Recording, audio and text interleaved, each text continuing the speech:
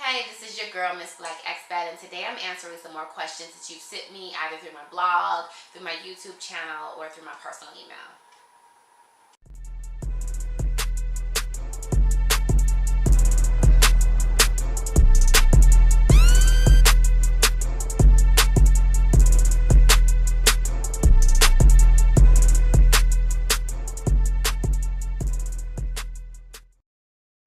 So I've been receiving a lot of different questions, and I'm really thankful for all the questions that you have, so definitely keep sending them. And I'm really happy to see that there's so many people that are curious about my life in Uganda as an African American woman, and just how I've been adapting, how my son is adapting, and just life in general. So it shows me that there are a lot of curious other African Americans or people in general that are just interested in the overall aspect of relocating to the continent temporarily or permanently, or even just to visit.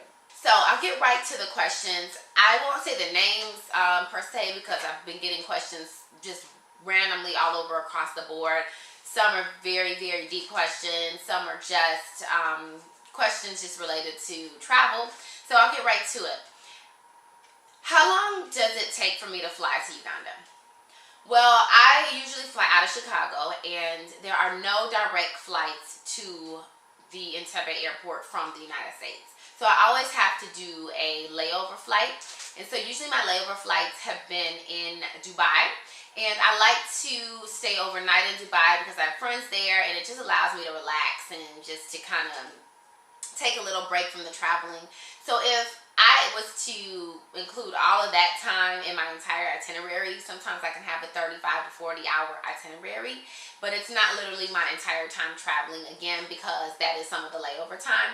But if I've had flights that came from Chicago and that had like a 3-hour layover in the city and then went straight to Kampala, and those typically take about, I would say, roughly 19 to 20 hours, because the flight from Chicago to Dubai, for example, is 14 hours, and then from Dubai to Kampala is about 4.5, 5 hours. So actually it's a little bit more than 20 hours. It's probably about roughly 22 hours, give or take, the time in between the flights, and give or take, the travel times. I think it's between 4.5 and 5 hours from Dubai to Kampala.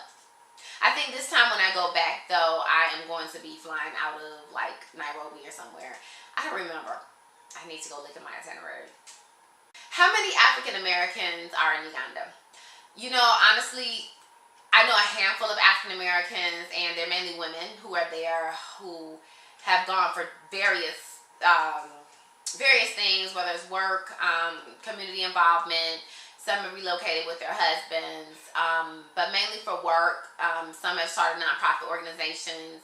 And I don't really know that many African American men, but I know more African American women. And so I wouldn't say a lot, honestly. I really, really wouldn't say there's a lot of African Americans, at least that I know. I can probably count on both hands how many African Americans that I know personally there. Now, that doesn't mean I know all African Americans in Uganda. I would like to reach out and meet more African Americans while I'm there, and I just try to network with as many people as I know. And every time I hear about African American in Uganda, we're always trying to link up and do something big together. I feel like, coming together is trying to bond and form a community of, like-minded individuals, whether Ugandan or African American, is very essential. Do Ugandan women like African American men? Well, I honestly don't really know that many African American men living in Uganda. I know the ones that I do know are married to the African American women or already married to Ugandan women. I think that Ugandan women are just like any other woman in the world. They can be open-minded in terms of accepting of a man from a different country. And I honestly think, yes, they would be very accepting of an African American man, but I think it all comes into perspective, in terms of what they desire and what their expectations are. So I don't know anybody personally, but honestly, I think that they would be open to the opportunity to date an African American man if there were more there. So if you're African American and you're male, I highly suggest you come visit the continent, especially Uganda. What other countries would I suggest visiting? Well, I've actually only been to, let's see, on the continent. I've only been to Tanzania. I've been to Kenya. I've been to Egypt. Um, yeah, I have not really traveled around the continent. I would highly, highly suggest East Africa. It's absolutely beautiful and it's amazing. So much history there, and it's just beautiful. The culture is just abundant, and highly, if you can just get to East Africa, definitely Ethiopia as well. That's one of my next stops on my list. Now, West Africa was my desired location, if you will. That's kind of where I wanted to go. I did a DNA ancestry test and found out that, like most African Americans, my DNA on my father's side is from the west region of the continent. So I was interested in going west to be more in tune with that side of my African heritage, and just to explore, because we really don't hear much about East Africa as we do West Africa in terms of being from the States. You always hear about Nigeria, Ghana, and so I was interested in also learning French, so I thought about Senegal. But honestly, I would try to go everywhere I possibly could on the continent if I were you. I don't think there's any places outside of Northern Africa that I'm not just dying to visit. I know everyone talks about South Africa. Yes, I think I want to go, but it's not definitely like number one on my list. There's so many other places, other countries on the continent that are just places to visit that are unknown. A lot of people don't go to because they don't hear about it as much. But those are some of the most beautiful places in the world. Am I staying in Uganda permanently, or do I plan on relocating back to the U.S.? The answer is I have to relocate. I wouldn't even say, if I didn't have to, that I would stay in Uganda permanently. I don't find it to be a place that I want to stay permanently. Maybe another country in the continent I would. But because my son is still very young and he has a lot of connections here in the U.S., I feel that it's only necessary for him to have that stability that he needs growing up, and to keep him around family and his dad and grandparents and cousins and everybody. And so for that purpose, I don't see myself staying in Uganda much longer, unfortunately. If I could change things, I would definitely say a couple more years. I think it's a lovely place to settle for a family, temporarily at least. And I would definitely stay, but again, I personally need stability. My son needs stability. I've been living abroad now for almost 4 years, and I don't have the stability that I think I should have at this point in my life. But who's to say what that really looks like, right? I mean, of course, growing up, they say get married by this age, have kids by this age, and, do this by that age. But nowadays, people are doing their own thing, discovering their purposes and their own paths at different stages in their life. So I can't necessarily say that, okay, well, I need to be at this particular place, but I do believe in stability, and I believe stability cultivates purpose and consistency in your life, which is something that I really need and I'm actually desiring. So whether that stability is in Uganda or in the United States, then let it be. But because my son needs family, I just feel that it's best for me at this stage to go back to the U.S.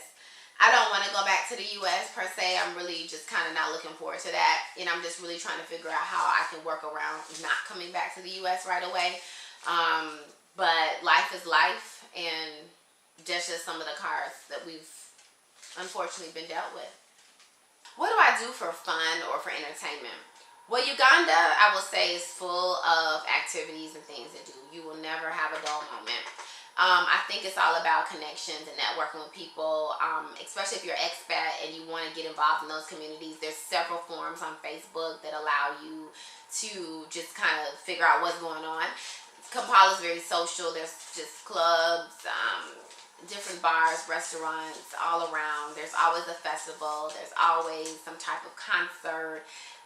There's just always something to do. I'm interested to see how my form of entertainment will change now that I have my 9-year-old son with me.